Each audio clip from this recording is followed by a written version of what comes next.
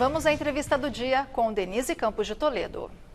E vamos falar agora sobre a política municipal de linguagem simples. Eu converso com o vereador Daniel Annemberg, que é autor da proposta que foi aprovada no último dia 12, o projeto de lei 226/2019. Vereador, boa noite. Boa noite, grande prazer estar aqui com vocês, Denise. Bom, já foi aprovada, deve ser sancionada e aí nós vamos ter alterações em formas de comunicação. Como é que é exatamente esse processo? Então, eu estava até o final do ano passado como secretário de Inovação e Tecnologia e já havia um decreto do prefeito Bruno Covas e que nós estávamos dando andamento a essa política de linguagem simples. Então, com muita capacitação, com muitas orientações técnicas e o objetivo agora, com o projeto de lei, é dar continuidade a isso. Após a sanção do prefeito Bruno Covas, o objetivo é fazer com que todos os órgãos públicos municipais possam adotar a linguagem simples, justamente para que as pessoas entendam melhor o que o poder público está falando. Sem siglas, sem jargões, sem elementos arbóreos que a gente sabe que tem. E o objetivo é justamente aproximar o serviço público municipal do cidadão comum. E não é apenas uma linguagem simples, é a simplicidade também de métodos, de atendimento, de chegar mais próximo da população, né? Também, nós implantamos 7 unidades do Descomplica, que é o poupa-tempo municipal, nas prefeituras regionais, também desta forma, justamente como que atendemos de forma mais rápida, simplificada, desburocratizada o cidadão. O exemplo do poupa-tempo está aí para todo mundo ver a importância da gente ter esse atendimento muito mais próximo com o cidadão. Agora, o atendimento ainda tem algumas falhas na eficácia, na rapidez com que responde a determinadas reivindicações da população. Não tem nesse contato direto por telefone, por exemplo? Não, tem, mas já melhorou bastante em relação ao que estava no início de 2017. Né? A gente pega um 156, a gente, quando iniciou essa gestão, levava mais de 90 dias para você tapar um buraco, em média. Hoje está em menos de 45. Não é o ideal, mas é melhor.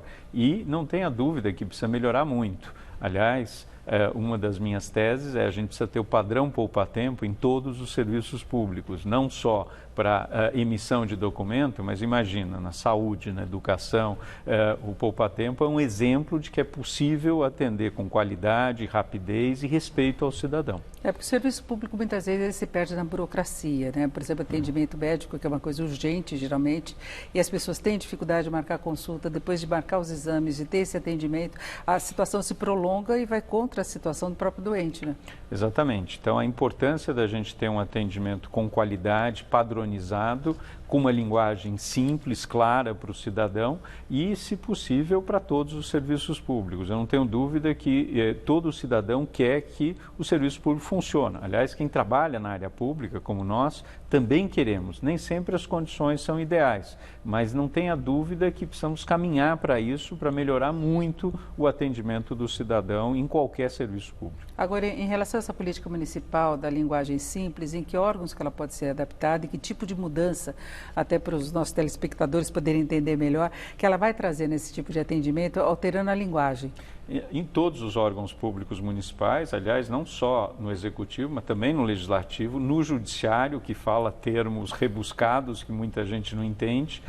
Isso pode ser feito de imediato, com capacitação, com mudança de mentalidade, e a gente vê resultados muito interessantes, né? Exemplos desse tipo de programa, por exemplo, nos Estados Unidos, na Colômbia virou um programa nacional, e nós temos até agora projetos de lei no Congresso Nacional que deputados federais, pegando o exemplo de São Paulo, que é a primeira cidade no país que vai adotar isso, para que também, em nível nacional, a gente possa ter essa linguagem simples. Então, dá para fazer muita coisa e, de fato, aproximar o cidadão, e principalmente aquele cidadão, Denise, que tem dificuldade e fica muitas vezes com medo de tratar com o serviço público, porque não entende a linguagem, não entende o que a gente quer dizer. Então, a gente tendo uma linguagem que é uma linguagem mais simples, mais clara, isso aproxima o cidadão comum do serviço público. E muita gente tem problemas de falta de escolaridade mesmo. A prefeitura lida com pessoas com todo tipo de formação.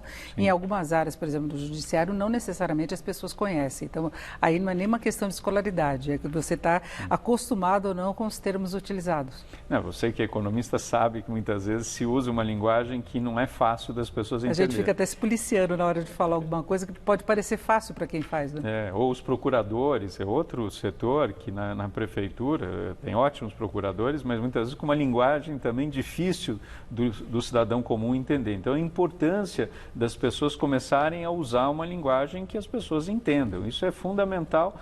Pelo que você falou também, né? A gente tem uma população que uma boa parte tem uma dificuldade de entendimento. Então, uma linguagem clara, direta, mais próxima do cidadão ajuda muito. Agora, como é que é a implantação? Parece uma coisa bem complicada, porque vai ser cada departamento, cada área de governo tentando alterar e primeiro identificar o que não seria uma linguagem fácil.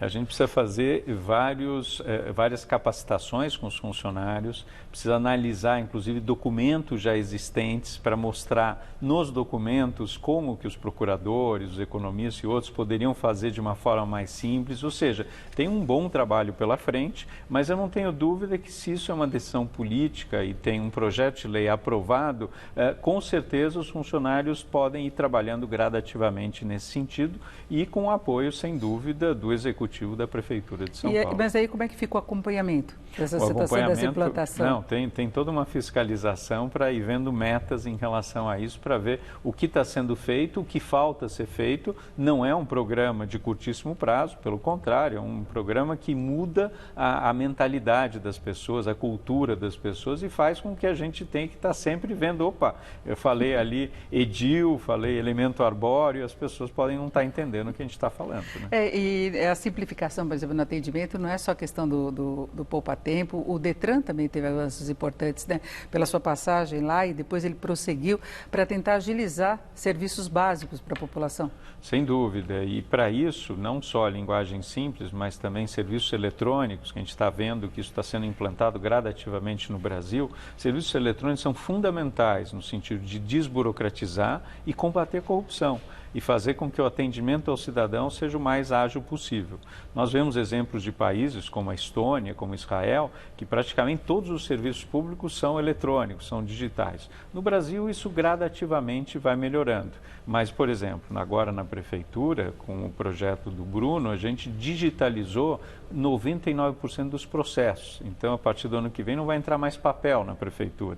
Ou mesmo na área econômica, não sei se você lembra, para abrir uma empresa na cidade de São Paulo, você levava até um tempo atrás mais de 100 dias. Nós estamos levando 3 dias. Ou seja, tudo isso com cada vez mais serviços eletrônicos, cada vez mais simplificando, desburocratizando, mas ainda há muito para ser feito para que a gente possa cada vez mais ser uma cidade inteligente. A Lei da Liberdade Econômica do Governo Federal também tem alguns pontos que são relacionados exatamente a isso, a simplificação, a agilização de todos os processos aí relacionados ao setor público. Sem dúvida, não. Isso veio e é uma boa medida, a gente já estava fazendo isso. E para abrir uma empresa, é lógico, depende dos 3 níveis de governo. Depende da Junta Comercial, que é estadual, da Receita Federal, que é federal, da Secretaria da Fazenda Municipal. Mas o objetivo é justamente esse, simplificar. Um dos grandes desafios, eu acho, no Brasil, é que a gente ainda é muito burocrático. A gente pega o exemplo, por exemplo, de Portugal, eles têm um programa muito interessante lá chamado Simplex,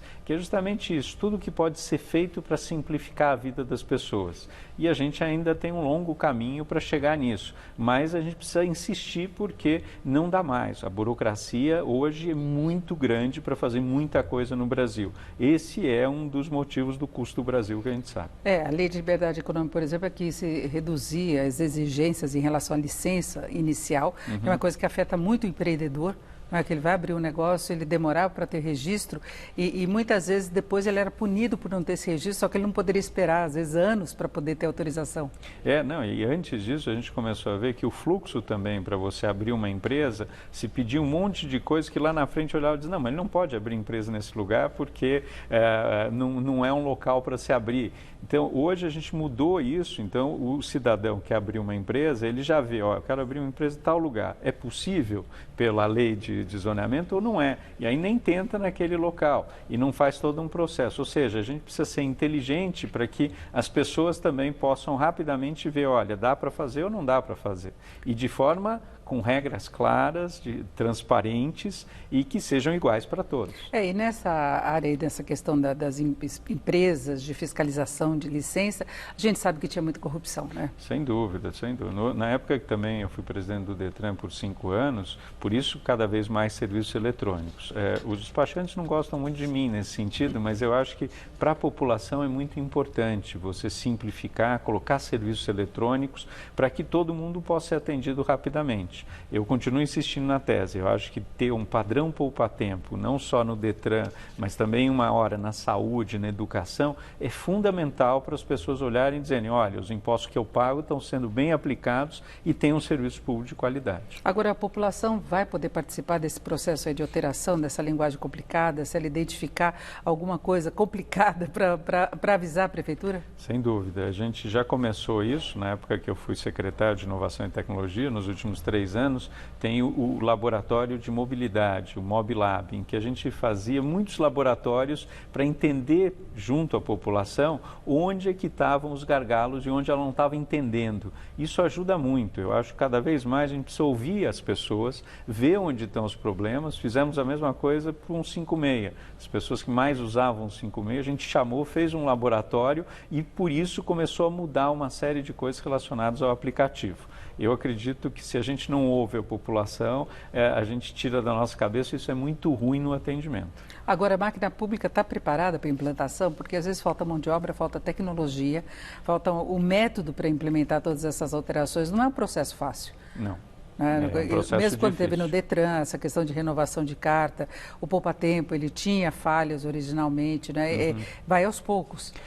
É um processo, né, Denise? Isso é muito importante. Não dá para a gente ter soluções milagrosas no serviço público, dizer, olha, amanhã resolvemos todos os problemas. Esse, da linguagem simples, é um processo e que precisa envolver os órgãos, né, os dirigentes, os funcionários públicos, e você vai ter que ir ganhando corações e mentes para implantar um projeto desse. Mas ele é muito bom para todos. Para o funcionário público, e não tenha dúvida, para o cidadão é fundamental. Agora tem prazo? Não, agora o projeto de lei vai para a sanção do prefeito e a partir daí tem que ter todo um planejamento para ir sendo implementado. E não é algo que você simplesmente diz, olha, terminou tal dia. Pelo contrário, esse é um programa que tem que ter uma continuidade. Como eu disse, é um processo. A mesma coisa do poupa-tempo, ele existe há 23 anos, você falou, no começo tinha problemas, o poupa-tempo ganhou, no ano passado, pelo 5º ano seguido, o melhor serviço público do estado de São Paulo.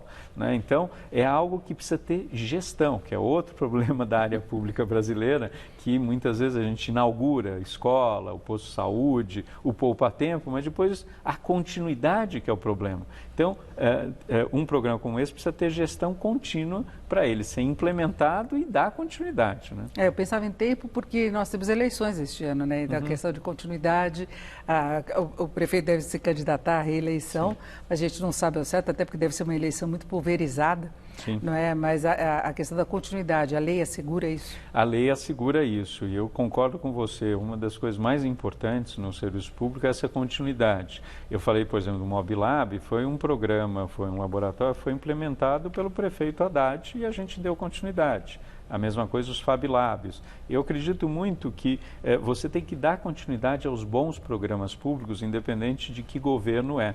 E o prefeito Bruno Covas também tem o mesmo parecer que eu, então a ideia é essa continuidade. E espero que o próximo prefeito, espero que seja o prefeito Bruno Covas, mas que dê continuidade aos programas que a gente implementou e que está implementando quando eles forem programas que são importantes para toda a população. Porque tem um problema dessa questão de continuidade, a questão de cada prefeito querer deixar marca própria. Não é só prefeito, é governador, em todas as esferas de governo. Né? Mas os bons, por exemplo, o CELS deu continuidade, o bilhete único, o poupa-tempo. Alguns se sustentam no tempo. Se sustentam, né? E mostram, hoje, se você for pensar, não sei se você deve lembrar, mas eu com certeza, antes do poupa-tempo, levava 60, 90 dias para fazer um RG. Era numa delegacia, quando o você precisava era um com urgência, horror, era muito difícil. Era um horror, numa delegacia, junto com os preços. Hoje você leva leva 1, 2 dias e as pessoas não lembram disso, mas você viu, a continuidade disso, imagina hoje dizer, ó, vou acabar com o programa Poupar Tempo, vai ter uma grita gigantesca, tá certo? A pessoa vai lá, passa o dia e já sai com toda a documentação,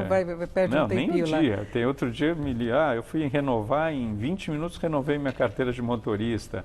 Algumas pessoas não precisam nem ir, porque é uma segunda via, faz pelo computador, recebe pelo correio. Essas simplificações que a gente precisa ter em todo o serviço público, justamente para melhorar a qualidade de vida das pessoas. Eu conversei aqui com o vereador Daniel Annemberg, que é autor da proposta da nova política municipal de linguagem simples.